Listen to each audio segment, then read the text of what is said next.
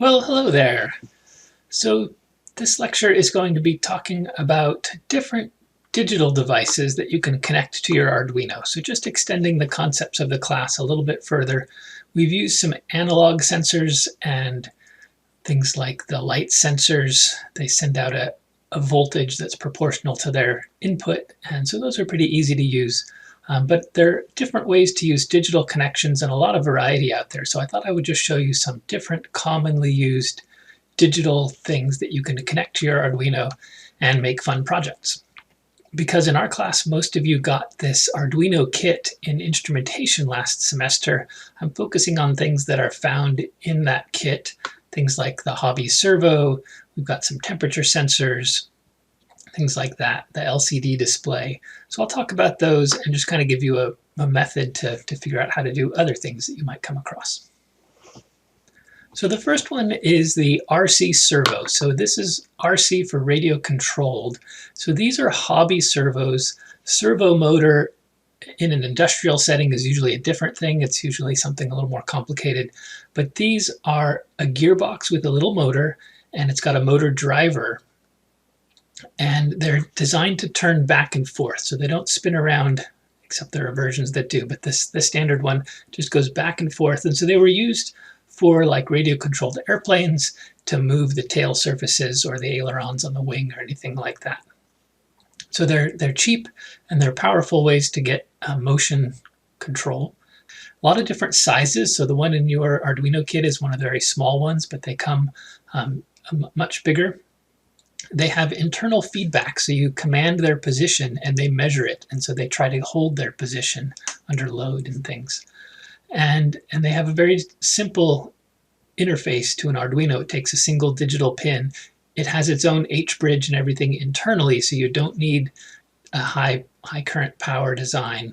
You just have to feed it power, but then the control signal is all just digital electronics. So they're really useful for things like little robots and anything where you need motion. The wiring on a hobby servo has 3 wires. There's the power is normally the center one, that's your positive. Ground will be one of the outer pins, and signal is the other outer pin. This is a nice arrangement because if you plug it in backwards, you've connected signal to ground, which is usually pretty safe, as opposed to connecting anything to the high-powered size. Standard servos are designed for a range normally between 4 and 6 volts, so don't run them at 12 volts unless you're sure it can handle it. Most of them are lower voltage devices. So to use one of these little servos with an Arduino, you can power it from the 5-volt pin that's supplied by your USB or whatever for the small ones. If it's a bigger servo, you might need a separate supply that can handle a few amps. But we power this servo. We have to connect the ground of the Arduino to the servo pin, whether we're using the Arduino power or not, and then the one digital line. So those 3 pins. Normally the servo, you think about its motion in terms of the angle. So something like 90 degrees plus or minus 45 is standard, but if you stretch the signal, you can get close to 180 degrees out of most servos. They're not scientific instruments or anything, so they're hobby grade, they're toy grade, so the angles and everything will vary from servo to servo, and so check everything out on the actual servo that you have. You can also get servos that are called continuous rotation servos. That's instead of moving back and forth and holding position, they're basically a gear motor, and so you can use them like a motor speed control. Instead of commanding the position, the digital line tells it how fast to go forward or reverse, so a single line for forward and reverse. So those are useful for robot wheels. They're usually geared down pretty nicely. If you were to put that yellow line, the signal line, on an oscilloscope, this is what you would see. You would see a pulse train that would be on at 5 volts and then off at 0 volts. And the pulses are going to have a range of between 1 millisecond and 2 millisecond in length, this duration here. And in between pulses, it's not really critical, but somewhere in the 15 to 20 millisecond range is usual. So it's a 5-volt pulse. It repeats every 20 milliseconds.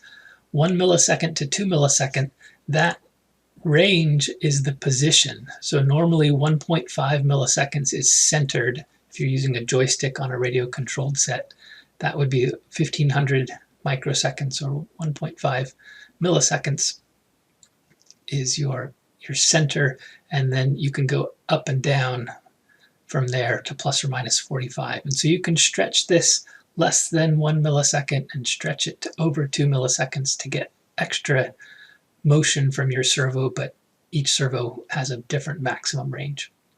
If you're a computer creating these pulses, there's a lot of doing nothing in between sending the pulses. It's a 50 hertz signal with 20 millisecond pulse periods. It's really important, if you're writing code to create these signals, that you never stop sending them, because if you stop sending the pulse, if it just goes low, the servo won't keep holding its position. It will just power down, and it will stay in that position from friction, but it won't actively fight anything. And I know of at least one really expensive computer-controlled helicopter that crashed because the software developer didn't understand this, and it worked for quite a while, and then one day it got a big gust of wind and crashed right into the ground. So keep sending those pulses if you want the servo to hold position. It doesn't have any memory. You can use a radio-controlled transmitter like this. It has a receiver here that is designed to have servos plug into it. What that means is you can read the pulse train from the receiver into your Arduino, and then you can either mix things. That's how a lot of these drone autopilots work. They receive the sticks commands from the receiver and mix them with the gyros and things, and then control the servos or the motor speed controllers. But you could use this for any kind of radio input to your Arduino too. So you get this pulse. There's a function in Arduinos called pulse in that will read that and tell you the length, the duration of the pulse. To send the servo pulse, there's a servo library for the Arduino, so you really don't have to understand this at all unless you're checking it with an oscilloscope to see if it's working. If you have to write your own library, you would set the pin high, then you would set usually a timer interrupt, because there's a lot of downtime, to just interrupt the code when it's time to turn it off. So you turn it on, you say wake me up in 1.5 milliseconds, 1.5 milliseconds you turn it off, and then you say wake me up in 20 milliseconds to turn it back on again. So you can use things like timer interrupts so that you don't have to spend a lot of time waiting between these edges. Like I said, the servo library that comes with Arduino, you don't even have to download it, is really useful. It has, you create a servo object. This one's named myServo by an instance of the class, and you tell it which pin you want to use. So this connects it to pin 9, and then you just say myServo.write, and you give it an angle. And the angle, again, is very approximate, but between 0 and 180 degrees is the angle that you want. The next device to talk about are these little LCD text displays. There are a lot of different displays out there now, and some nice graphic displays. These have been around forever. They're what you would see in an old fax machine, probably. They just have a few lines of text. Some of your graphing or non-graphing calculators might have had something like this. But these are really easily available for not much money. You got one with your Arduino kit last semester if you were in that class. They all use this HD44780 driver chip. And so no matter who makes it, if it says it uses this was a Hitachi chip originally, and a lot of companies make it now, then they all work the same. And so you can find them. You can actually pull them out of old parts if you're lucky enough. But they're very common text display. You're not going to draw pictures, but you can use this instead of serial printing to see what's going on. And there's a lot of information on the web. But it has all of these pins, 16 pins that you have to connect. You don't have to connect all of them, but you have to connect a lot of them. So that's the big downside. Some of the newer displays have things like an SPI or an I2C interface, so it only takes 2 or 3 pins. This one takes, I think, 12 or so at the minimum. It's a parallel interface. Like I said, you have all of these pins, and there's the digital pins down here, these D pins. There it's a parallel bus, so you can send an 8-bit number using those pins.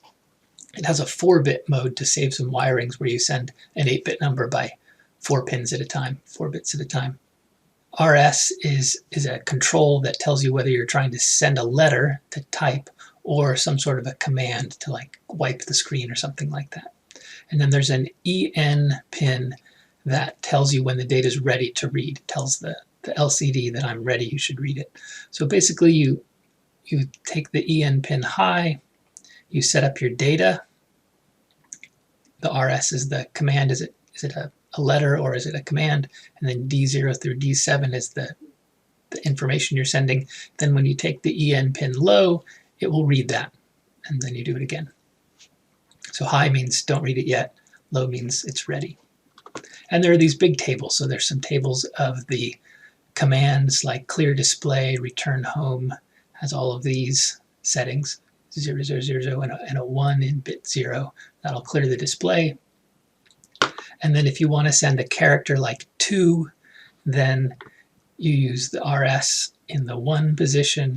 And this table is kind of weird, but it's got 4 bits over here and 4 bits over here. So these are the upper 4 bits and the lower 4 bits. So you can read across up and down and figure out the binary number that you have to put on the data lines. It's not hard to do. And there's some fun web tutorials. This one, you can toggle all the bits yourself, and there's a simulation of the LCD that's fun to play with, and a video I made for a class doing this in the past. And that's all just using pins or doing it with any kind of microcontroller. If you're using the Arduino, there's a library for this. So there's the Liquid Crystal library comes with Arduino, and it does all of this for you. So there's a nice example of how to wire it up and how to use the commands to derive your LCD display directly. There's a trick here. There's a contrast for the LCD, and if you get the contrast wrong, you might not see anything and think it's broken. So there's some hacks for the contrast. Usually you use a potentiometer so that you get a variable voltage between 0 and 5 with the voltage divider. But if you don't have one of these, or it's too much hassle to get one, I've had reasonable success by taking that contrast pin and trying the 3 voltages available on the Arduino, 5 volts, 0 volts, and 3.3 volts. Sometimes one of those is good enough. But you can also drive it with a PWM pin, which is the analog write command. And you can do it in software. So if you connect it to one of these pins with the tilde, like pin 10, to the contrast pin here, that's the pin VE, the 3rd pin in, then you can adjust the contrast in software. So that works really well. I use that all the time. This is the example code from that tutorial. You create an instance of the Liquid Crystal class. Here they're calling it LCD, and you tell it which pins are wired up to which pins. You tell it how many lines. It's a 2-line display, 16 characters, so that it knows how much you can type. And then it's LCD print. It goes really fast. If you were also using the contrast, you have to add this analog write somewhere in your setup to set the contrast on pin 10. So I highly recommend playing around with those. They're very fun and easy to set up with the breadboard. The last couple of things, I just want to show you what's out there without going into a lot of detail. There are a lot of different kinds of temperature sensors. In our kit, we got a DHT11, which is humidity and temperature. It looks like this. And it's got 3 wires, power, ground, and a signal wire, and uses its own custom digital protocol to send the data. You have to ask it for a reading, and then it sends the reading back. There's another very common temperature sensor, the DS18B20. It looks like a little transistor when you buy them, and you can also buy them all wrapped up in a metal probe with waterproof wires. They're fish tank temperature sensors, really commonly used, so you can buy them for just $1 or $2 on eBay or Amazon, this DS18B20. So there are different libraries to talk to each of these that you can get for the Arduino, and lots of examples on using them. So if you want to measure temperature, it's a very easy setup. You don't have to get a thermistor and an H-bridge and do the analog route. Get one of these digital sensors and you'll be happy. Well, that's all I was going to talk about today, but there are a lot more. But you can see all of these had kind of a similar process. There's background information. You can read the data sheet on how the thing actually works. But most often you're going to find a tutorial somewhere. You're going to find a library for the Arduino using a web search to look at example codes. That's always the best way to start, rather than trying to start directly from something like a data sheet. But we had all of these sensors in this kit. We've talked about the LCD display, we talked about the temperature sensor. We actually used the sonar sensors in instrumentation lab. There's the remote control infrared transmitter here, and one of these up here is the receiver, so you can have a remote control set up very easily. There's a nice library for that. Many more, so many more. If you want to do SD cards or something like that to save data, that's a nice thing to do. And it's all pretty easy, and it's very fun. So hopefully this has inspired you to hook something up to your Arduino besides the homework assignments, and let me know how it goes. See you later.